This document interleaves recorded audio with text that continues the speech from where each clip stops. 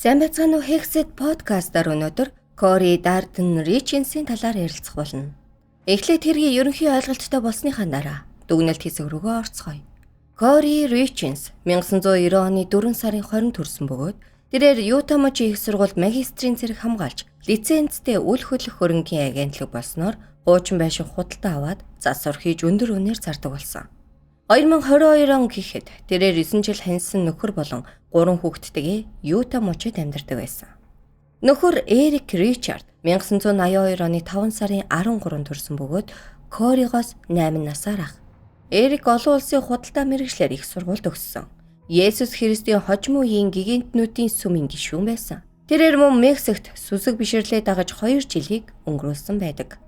Тухайн үед Эрик нэлийн амжилттай барилгын бизнес эрхэлж 3.6 сая долларын хөрөнгө босгож чадсан. Одоо хэргийн цаг хугацаанд дээр ирж байна.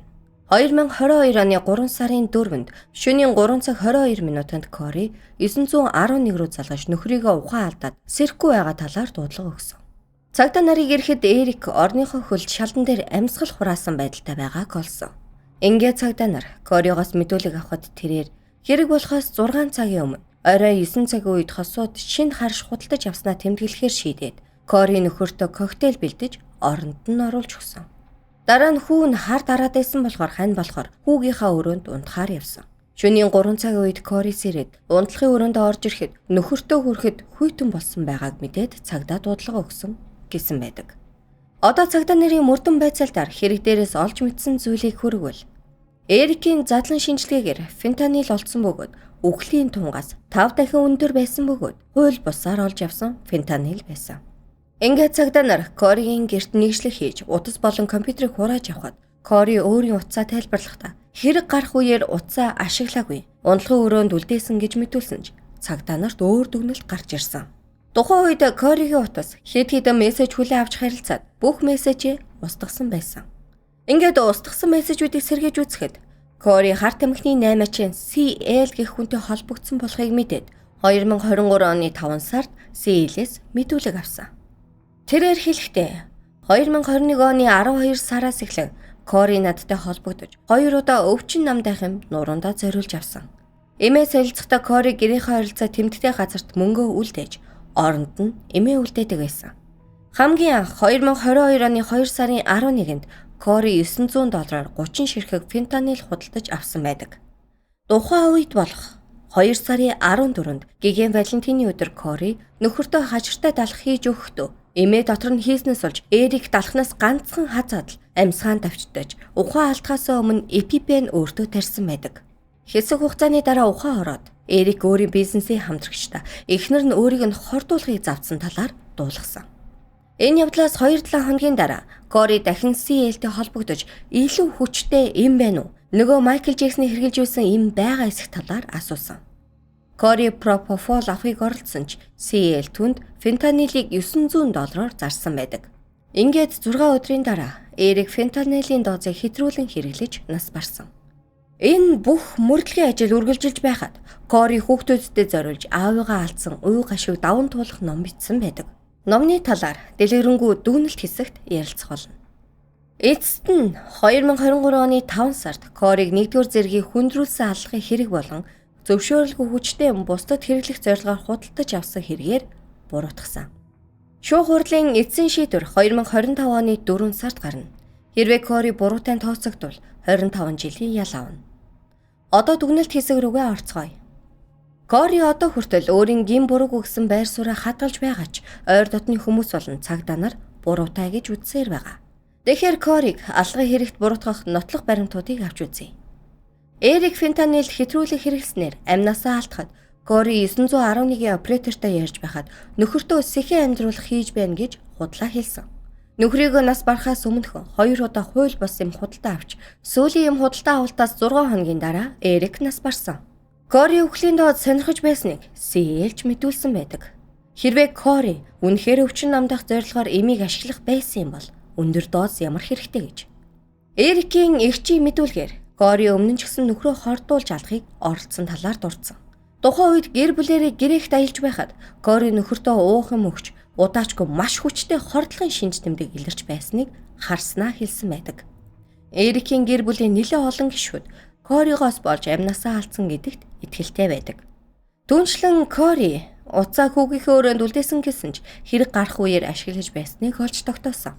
Мөн Эрик Валентинаар маш хүчтэй хордлого өгөхөд ажлынх нь хамтрагчид юу болсон талаараа хэлж хэрвээ ямар нэгэн зүйл тохиолдвол Коригоос бүх зүйл шалтгаалсан гэж хэлсэн байдаг. 2022 оны 1 сард хэрэг болохоос 3 сарын өмнө Кори нөхрийнхөө амьд даатгалыг өөрчилж, даатгалын мөнгийг зөвхөн өөрөө авахар болгон өөрчлөх хүсэл гаргахад даатгалын мэргэжилтэн Эрик болон ажлын хамтрагчтай нь холбогдсон мэдүүлсэн байдаг. Ингээд Эрик эхнэрээ амьд даатгал болон гэрээслээсээ нэрийг хасаж, мөнгнөөс болж амнасаа алдахаас айж байгаа талаараа гэрийнхэндээ хэлсэн байдаг. Хэрвээ саллаа гэхэд хүүхдүүддээ юу хэлэх талаараа санаа зовж байсныг гэрийнхэн дурдсан. Хэрэг болохын өмнөхөн Кори 2 сая долларын харш худалдаа авч засаж зарахыг хүсэж байгаагаа хэлсэн ч Эрик зөвшөөрөөгүй. Харин Кори цагдаа нарт харш худалдаж авснаа тэмдэглэж байсан гэж худлаа хэлсэн. Гэрийнхэн хүртэл Эрикийг харш худалдаж авахгүй талаар эхнэртэй хэлэх гэж байгааг мэдсэн бөгөөд Коригийн хэлсэн үгийг хүлээн зөвшөөрөөгүй. Харин Эрикийг нас барсны маргааш нь Кори харшийг худалдаж авах гэрээнд гарын үсэг зурж тэр өдөртөө гэртээ үйлчлэг зохион байгуулсанд хатам эгчтэйгээ нэлээд маргаан өрнүүлсэн байдаг.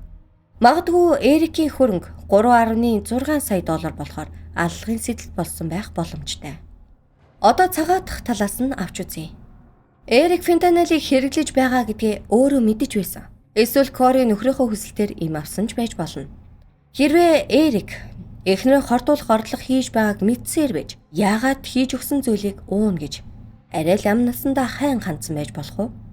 Магадгүй Эрик хэд хэдэн удаагийн хортуулах орлогыг мэдээд нэг л өдөр тун хэтрүүлж алуулхаа ойлгоод хүмүүс зэрэмжлүүлсэн байх боломжтой. Эсвэл Эрик эхнэртээ уурлаж өгсөн хорийг нь ууснаар тэрийг муу хүмүүст харагдуулахыг хүссэн байж болно. Тэгэхээр эдгээр нотлох баримтуудад үндэслээд Кориг буруутай юу гэвэл буруутай. Төрөөхөн дурдсан Кори хүүхдүүдийнхээ уу гашиг тайлбарлахын тулд ном бичсэн гэж байсан. Кори 2023 оны 3 сарын 7-нд болох нөхрөө хөнөөснөөс жилийн дараа хуваараа ном хэвлүүлсэн. Номны нэр нь "Та надтай хамт байна уу?" Кори энэхүү 41 хуудас номоор аавыгаа алдсан хүүгийн талаар гарах бөгөөд хүү тэмдэглэлт баяр, сургуулийн анхны өдөр, төрсөн өдрүүдэд аав нь ирдэг талаар дотроо бодож, харин аав нь үргэлж хамт байна гэсэн санааг илэрхийлсэн.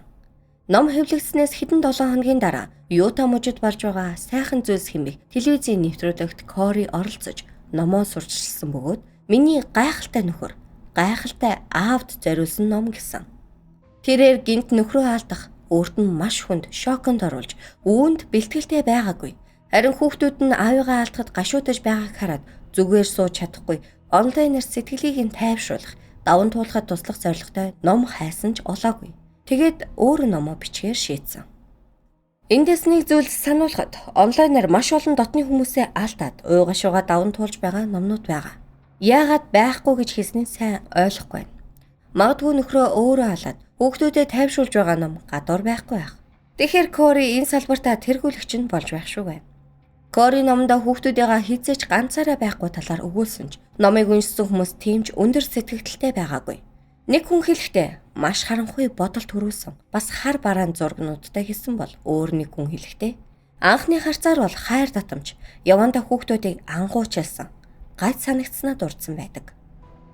Коригийн хувь хүний талаас нь дүгнвэл хувиа хичээсэн, садист, өрөвдөх сэтгэл байхгүй. Ийм шин чанартай хүн гашуудлын ном бичнэ гэдэг тиймч тохиромжтой биш байх. Тэгэхээр Коригийн аллагын сэтэл болно. Ном бичих шалтгаан юу вэ? Мэдээж Эрикийн хөрөнгө. Кори бүх хөрөнгийг ганцаараа эзэмшихийг хүссэн. Харамсалтай шунлыг сатгах боломж байхгүй. Кори нөхрөө алсныхаа дараа аллагаас ашиг олохыг хүсэж, ном гаргаж, нийгэмд өрөвдүүлэхийг хүсэж байсан.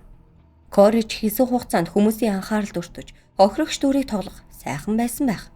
Гэхдээ хэрэг тодорхой болж тэрнийг буруутган хорьсон. Энэ хэрэгээс бид юу суралцаж болох вэ гэвэл шунал бол биегүй толгой. Хэрэг авахыг хүссэн ч хизээж цадгах боломжгүй. Өнөөдрийн дугаартай хамт байсан баярлалаа. Дараагийн дугаар хүртэл түр баяртай.